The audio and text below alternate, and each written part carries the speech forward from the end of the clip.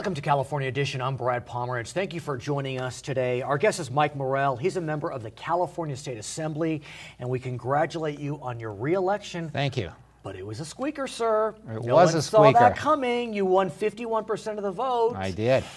I didn't think that was going to happen. I expected you to win by more. What happened? Well, the good news is a win's a win. A win is a win. Just a few days up, my consultant said I was 13 points up in the polls. But my understanding, fuzzy math, but my understanding, Obama did surge, and a lot of people vote top ticket down. Right. And our people for Romney didn't come out, so that made it tough. But also, now that this has happened, two things too. Proposition 30, Governor Brown got people to vote for that tax raise. He did. And in Proposition 32, right, were to try to make union dues optional. Right. You know, the unions came out in force, and there are some Republicans who believe that that was a bad strategy. I've heard that. You know? No, I've heard that. And so what happened was we got a kind of a triple whammy on us. Right. And so it did surge at the last minute because of those three things. But what's interesting is that you, in a lot of ways, were one of the lucky ones. Yeah. I mean, when you look at some of the Republicans that went down statewide, Yeah. 3 Republican congressmen went down. Dan Lundgren, Mary Bono Mack from this area, Brian Bilbray.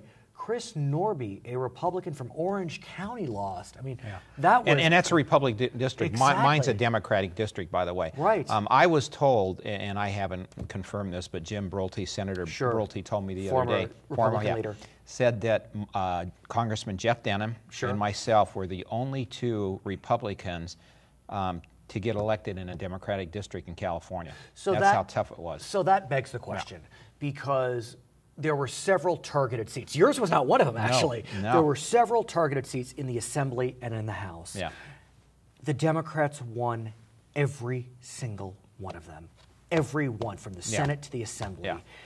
Where do you go? Where does the party go from here? There's a 2/3 majority in the Senate and the Assembly. What now for the Republicans? You know, look at just a little historical tidbit. Let's say. You know, times like this, you have to go back to your principles, economic, political, and moral, because they do work. I think when Jimmy Carter won in 1976, a landslide, and Republicans then were in a panic. But Ronald Reagan said, you know, first of all, we can't compromise our political principles for political expediency. And what was weird, he stuck to those principles, and of course 4 years later he was elected. But let me finish my thought. Unemployment went from 12% under Carter, inflation 13%, and interest rates, if you remember, they were like 19%. I do. Well, under Reagan's administration, of course, all those things came down. 21 million new jobs in the private sector were created, the largest expansion in the history of America and in the history of mankind. And also, Americans gained over those eight years 17 trillion in wealth. But what's interesting about the Reagan legacy is that a lot of people would say that Ronald Reagan would be considered a Democrat today, given how some party positions have become quite extreme. That's not me talking. Yeah. That is, you know, you look at an issue like immigration. I mean, Ronald Reagan signed amnesty. Ronald Reagan, as governor, signed protection for abortion rights. And so... Well, a couple of things. Let's go back on that. The amnesty is when there was approximately 3 million. You know, now we have, you know, 12 to 15. Right. And so, you know, the number's a little bit different. And his abortion thing was in 1967 as governor, which he recanted and regrets he ever did that. I guess what I'm getting at, it's a bigger question. And because remember, he ran very pro-life during his presidential years. I guess what I'm trying to get at is, when Republicans like yourself talk about going back to our principles, is it the economic message? Is it the social message? Because, look, what happened to the Republicans when they got caught up in the, quote, social message? You had a Republican nominee in Indiana go down, a Republican nominee in Missouri go down when they started talking about rape and abortion rights. But I've been studying this closely for the last couple of weeks, and you had just as many moderates who moved to the center and avoided those issues go down too. And so I think the thing is, look, at principles are principles. I think we want to lead with our economic principles, not just talk about jobs, but one thing that I think we could have done better as Republicans is we talk about businesses, giving businesses tax breaks, jobs, but I think what people want to see, how does that affect me? You know, in other words, we needed to drill that message down that businesses create jobs, jobs give you... And what's so interesting about what you just said is, you know, I interview Republicans up and down the state. almost to a T, they're always talking about the economic message here in California. Yeah. Yet it seems as if the Republican Party gets tarred by the noise that's going on in Indiana and Missouri and Washington and Boston and Chicago. It's hard for the Republicans here to get their economic message out because there's all this noise about rape and abortion and immigration and... Well, and again, a lot of that's the media because, 90% of the Republicans, I think, preach the same message as I do. You lead, we think, look, at the end of the day, I don't think anybody would disagree, but we have to, again, get our message out there, articulate a little bit better. But we should reduce taxes so citizens can keep more of their money. Because, trust me, I've been in Sacramento for a while. We know how to spend our money better than bureaucrats in Sacramento do. But yet, shockingly, in my opinion, the voters passed Prop 30 with over 55% Well, yeah, but of remember, votes. here's the thing. Which now we're the highest tax state, when you accumulate all the taxes. Number two, they were misled, period. That money they said was going to go to help the school children, but if you read Prop 80, Prop 30, I'm sorry, the governor and the state legislature has discretion to put that money where they want. At this stage, there is no lockbox. And I'm going to predict this. Most of that money is going to go to backfill the retirements for Cal STRS. That would be, if that happens, I got to tell you, my guess is the Democrats get whooped. Well, you know what? Let me tell you, We'll see. I'll bet you on that We'll one. see. Yeah. Not $10,000. Not $10,000. Let me ask you, though, because I do respect your view on the future of the Republican Party.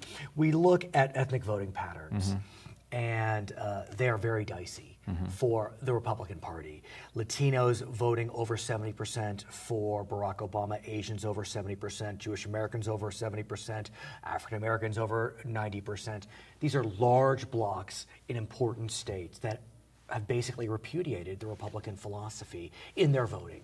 How do you welcome back? How do you create that big tent to welcome back voters of color? I think, number one, you stick to your principles because I think many of them have, we're all created by the same creator, and so we have the basic. But have those voters rejected your principles? Well, here's the one. Here's what I've personally seen with a lot of my some of the people in Republican politics, not just here in other states, they don't even reach out. It's funny, I was at the Highlanders Boxing Club in a rough part of San Bernardino, and this lady, her and her husband are very involved in the Republican Party. They're Latinos. She handed me her card and said, "John and I want you to put a sign in our yard."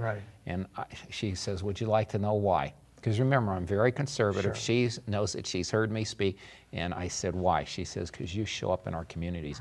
And so I did get a lot of Latino votes, by the way. You had to have if you won. Yeah, I did get. And I think, and the reason why is you just show up. And my message is, look you should be able to keep more of your money to invest in your future and your children's future rather than having government invest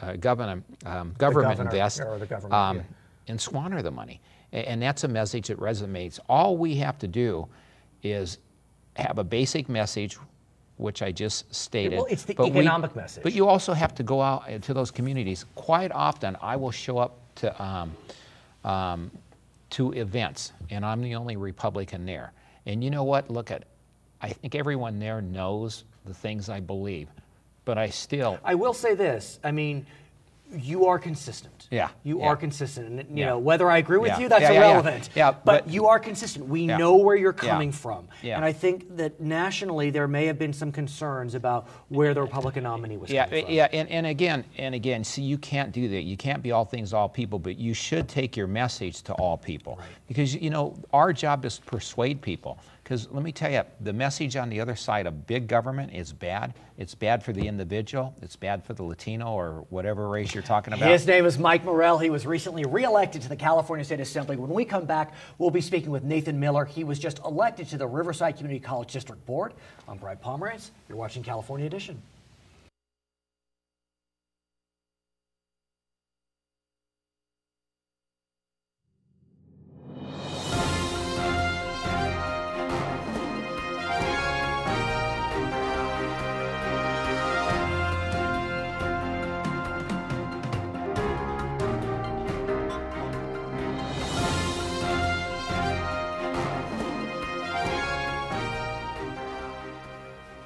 Welcome back to California Edition. I'm Brad Pomerance. Our guest, Nathan Miller, he was just elected to the Riverside Community College District as a trustee. Congratulations, sir. Thank a you. Tremendous victory, almost 60% of the vote.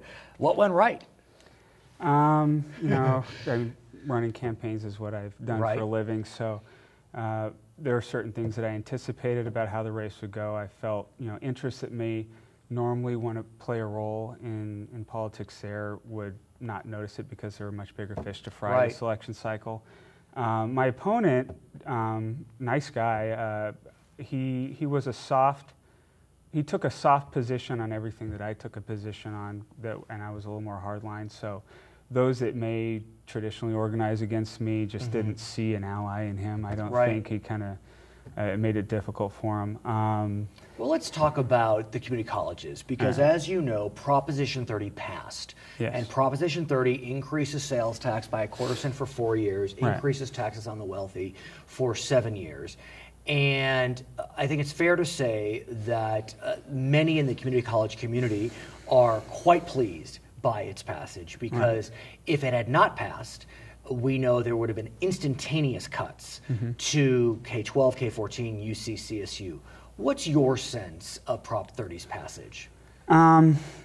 Well, as you know, the governor based this year's budget, hinged it on Proposition 30 passing. And with the Riverside Community College District, they actually did the same thing. They did draft a Plan B, but their main budget that they were going off of was hinged off the hopes that Proposition 30 would pass. So given that reality, everybody was very excited. I was at the day after the election. I went to the first one that I sat in as a trustee-elect, just to be present. Of course. And everybody was very elated about the results of that. Now, I personally wasn't a big fan of Proposition 30, mainly because I didn't think that there was the accountability that was promised with it. There's no lockbox. No, Prop 38 had a lockbox.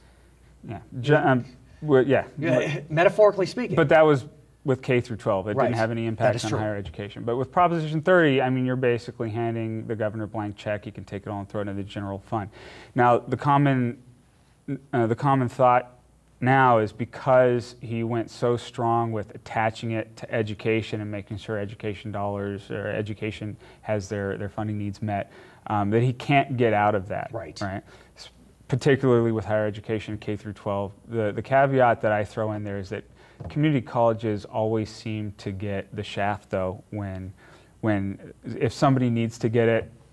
And here's what's interesting about community colleges, and you know this, sir, is that community colleges have seen tremendous spikes in per unit tuition, yet they are still the cheapest in the nation. Yeah. So there's a target on the back because even though we've seen a big jump. Well, they're heavily subsidized. If you look at the per pupil funding that goes to California community colleges versus CSUs versus UCs, there's a much smaller percentage of what's paid by students versus what they actually receive from the state of California. One of my goals and one of the issues that I ran on as Riverside Community College District trustee was increased autonomy and more local control, meaning it's really difficult for community colleges to make decisions without a yes or no from Sacramento, and their hands are tied often. Well, what's interesting is we now have a new chancellor for the California community colleges. Jack Scott has left. And so your timing is probably good if you want to shake it up a bit. Can you speak with the new chancellor, or does it need to go through the legislature? How would it work? Well, there's obviously a hierarchy in that, and usually it's the chancellors of the individual community college districts that will, lobby for issues that are important to them. But from what I understand, with most chancellors at that level, they want status quo. They want the message to be that everything's going well. They're not willing to take big risks because with great risks comes potential issues that rest on their shoulders. At the same time, though, the community colleges with the legislature did pass some reforms earlier in 2012, and they were very dramatic. They were change. including giving preference to students that are quick to matriculate to four-year institutions. Yeah, which is good. Which is good, arguably, but if you take too many units, you start dropping in priority.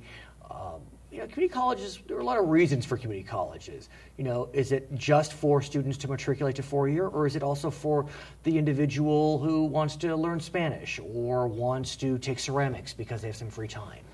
Well, I think given today's environment, the role of community colleges has clearly been one that served disadvantaged students that may not have resources to go to a four-year university right away. Maybe they need to make up some time because they didn't do so well in high school. Spending a couple years in a community college will give them the bump that they need. I don't know if you were that child, but didn't you go to community college? Yes, I did. You did. So, I mean, No comment. No comment. But I ask you, with all the sincerity that I intend, which is, you are a product. Yeah. Tell me, what's your path again? I forget. I went to El Camino Community College. That's over in the Beach Cities area. And then 2 years, and I went to LMU. Okay. So how important was it for you that you had that 2-year path to get to a fine school like LMU? It was great. It allowed me the opportunity to really understand how higher education worked because I had to pursue it on my own. I didn't have parents that were helping me do all the work. I had to figure out where I was headed, how things worked. Just figuring out a FAFSA was a challenge for somebody that didn't have any guidance. But here's the challenge now. So you went to El Camino, you graduated in 2 years. To graduate in 2 years from community college in California is nearly impossible. But it's because of the role the community colleges play now. And obviously our population boom. I don't think that they're building any new community colleges right now, or at least not at an accelerated pace. Right. So students, they really take advantage of it, and community colleges are in a position where they really should do a better effort at making sure that students like myself and others, when they start going through that process, have the tools that they need. They walk through the door, they sign up to go to community college. It's kind of what they're supposed to do. They want to get an education, but nobody really goes out of their way to say, hey, look, this is where you want to start out. What's your interest? But it does, let's make sure we point you in the right direction. It does seem as if with these reforms that I just mentioned, that we are going to see more guidance. Or am I just being it's the burden rests on the individual community colleges, and how they spearhead those programs, and with incoming students, the presidents of, in our case, because we have a different president in each of the colleges in the district. You have 3 colleges? Yeah, there's Merino Valley, Norco, and then Riverside City. So it's the programs that those presidents put together, in order to make sure that when the students come in, they have the resources that they need. And some presidents are more efficient and more tuned in than others. So is your district including simply one of those, or are you a trustee for all of them? How does it work? That's going to be a new phenomenon that they're not. I don't know if they're mentally ready to deal with it, because it's been an at-large board before. Everybody's kind of from Riverside. They're all kind of a big hub. Everybody has to run at large. But you didn't run at large, did you? No, they went to districts this cycle. This is the first cycle they did it. So I'll be the first person representing the first area for the Riverside Community College District, which is Corona, Norco, and Eastvale. So that being said, now it's no longer operating as this amorphous unit of everybody that's kind of in the same boat. I have constituents that elected me into the office, and their primary needs are making sure that the needs of the Norco Community College campus are met. That being said, you don't want to overlook the forest for the trees. You got to make sure that the district's needs are met as well. But the interests of Norco Community College, and I said it while it was running, is going to come first to me. But how do you prevent silo mentality? A silo mentality that you only focus on Norco. No. Well, I mean, like I said, you don't want to overlook the forest for the trees, because obviously, often at times, mostly what's good for the district is going to be good for the individual colleges. Okay, Nathan Miller, congratulations again. He is the newest member of the Riverside Community College Board. I'm Brad Pomerance. We'll be right back on California Edition.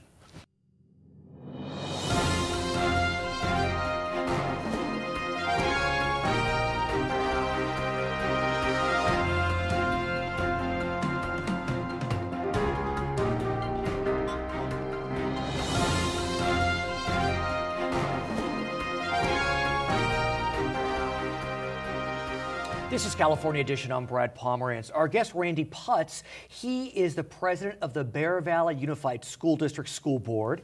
And I want to speak with you about the recent election. Maybe I'm being presumptuous, but I would think that you are glad that Prop 30 passed. Is that fair? I'm very glad. Yes. I think it's safe to say everybody involved with California education is very glad. And so let's talk about it briefly, just to remind our viewers that increased sales tax on everyone by 1/4 cent for 4 years, Right. and increases taxes on the wealthy for 7 years. Correct. And so why is the education community so pleased with Prop 30's passage? Well, we were looking at significant cuts. I believe it was somewhere in the neighborhood of $5 billion in cuts, what they call trigger cuts, Right. that were going to happen if we didn't do something about it. And happen immediately. Happen immediately. And Governor Brown was very clear that if Prop 30 did not pass, we could see an elimination of 3 weeks of the school year. We could see tuition soar at community colleges, at UCs, at CSUs. I mean, you got to say he was honest with the voters. I mean, he wasn't going to try to fix it if it didn't pass. Right. I do want to ask you, though, were you surprised it passed? Because I was. I was surprised. I mean, I was hopeful, but I was surprised that really all of Californians had the ability to see the advantage of doing this. And not only did it pass, but it romped. I mean, it won with over 55% of the vote. It did. That is not a close election in the scheme of American politics. No, and it's encouraging, to us involved in education that it underlines the support that California has for bettering education in California, which is important. That being said, I think it's fair to say it is not a silver bullet. No. I mean, what this does is it prevents cuts.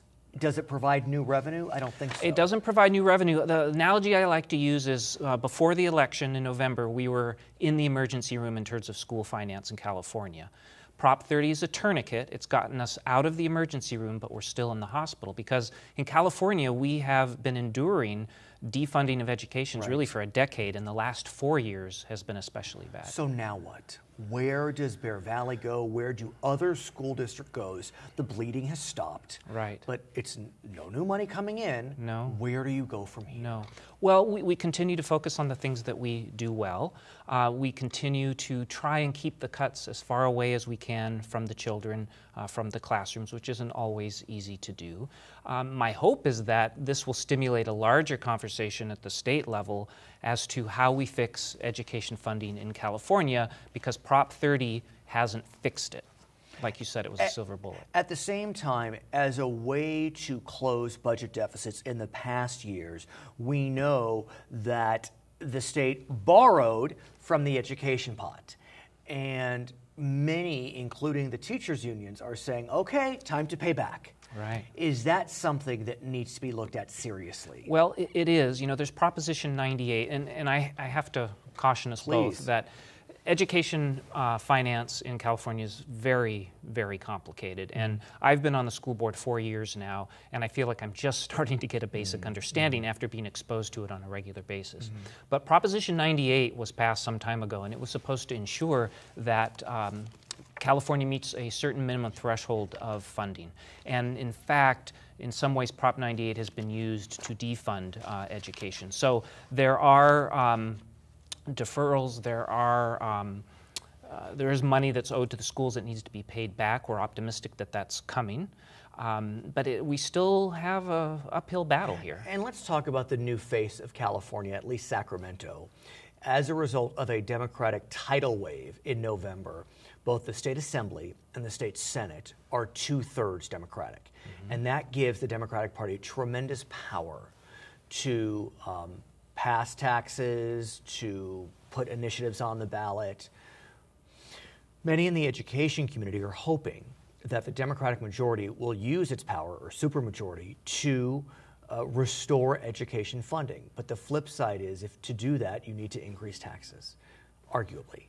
And that causes a lot of nervousness. Well, you know, that's part of it. Increasing taxes is one option. Redirecting existing money might be another option. You know, as it is now in California, we spend roughly $5,000 a year to educate a child, yet we spend roughly $50,000 a year to house an inmate. And it gets down to a question of, do we want to invest in our children when they're young and perhaps prevent having to pay for them at the $50,000 a year rate. And I understand that there are studies that you could look at a third grader, you could see how they're doing, and that can be predictive of whether they'll wind up being incarcerated. I mean, it's that serious. I mean, the intervention needs to occur that early. It's not junior high. It's not high school. No. You got to see how that third grader is doing. No, if they're not doing well, the child could be in dire straits. Absolutely. I think it's pretty much universally accepted. The earlier you can direct resources and funding to a child and to their education, the better it is not only for them but all of society. So now that the bleeding stopped, can a school district like Bear Valley bring back the science programs that had to be cut, the arts programs that had to be cut, the physical education programs that had to be cut?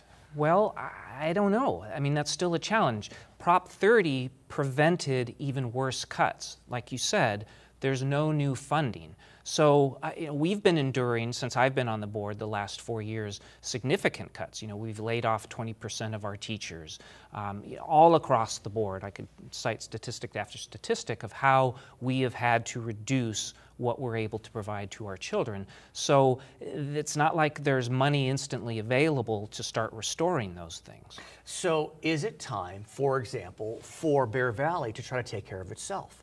Do you look to put a bond measure on the ballot? We did. You did? In November? No, we did back in June. And it did not pass. It did not pass. Did it need a 50% or no, 2/3? We did it two-thirds. And what happened? We got a majority, I think it was 55%, but it wasn't enough to pass the bond measure. So now what? Well, we were hoping for some money to offset the money that had been lost from the state with local control. That was one of the big advantages. What we do then is we look to our community. Not only do we look at ways to continue to operate more efficiently, but we also look for help from our community. And fortunately in Big Bear, which I'm sure is not unique, we have a lot of great people and organizations that are willing to step up and help out our schools and help out our children. It begs the question on the bond measure. People have talked about reforming the initiative process. It's interesting and it baffles me. In order to get a general tax passed, a bond measure passed, what percentage of the vote do you need? 50% plus one. In order to get a specific measure passed, you need 2/3. I would think you'd want the reverse, because if you know exactly where the money is going, that would seem like the voters would be more willing to see it. So there have been discussions about reforming that. Would you support something like that? So it would be a little easier to pass a school bond, a property tax initiative. Well, that cuts both ways. Wearing my education hat, absolutely. Mm-hmm. If it allows us to better serve our children, which I really believe needs to be served well, and it's in our collective best interest to invest in our children, absolutely. As a taxpayer, on the other hand, that makes me think a little harder about it. So what are the parents saying? I mean, how are they feeling? Because I have kids that are in school, elementary school. Mm-hmm. There was such a tremendous amount of nervousness. No one wanted to increase taxes on themselves, but in the end, we didn't know what to do. So is there a sigh of relief being heard throughout Bear Valley, throughout the region? Well, there is, in terms of we dodged that particular bullet, mm-hmm. and that it wasn't going to get even worse. But like I said before, it gets back to that fundamental question. We haven't solved the underlying problem of how we better fund education in California. By all measures. Any ideas? Well, a lot of it is an education process of educating the populace in California of why it makes sense. Prop 13 reform? Maybe. Why it makes sense, though, to invest in our children. It's good for everyone. Okay. His name is Randy Putz. He is the president of the Bear Valley Unified School District School Board. My name is Brad Pomerance. We thank you for watching California Edition.